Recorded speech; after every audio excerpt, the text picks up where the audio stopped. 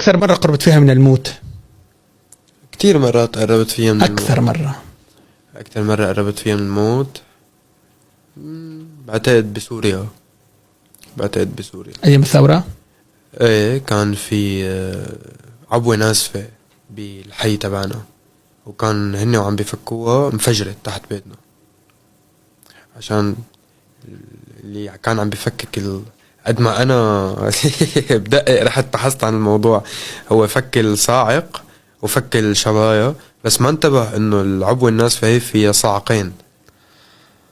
تخيل قد ايه قوية كانت رح الحي تبعنا كله. ففك الصاعق، رماها بالارض، انفجر صاعق واحد كسر كل الازاز تبع البناية. ولربما كان ممكن يكون يعني النهاية. شو جاء في وقتك؟ شو جاء في بالك وقتها؟ عم فكر كانت امي قدامي وكانت عائلتي قدامي، عم فكر كيف في ساعدهم.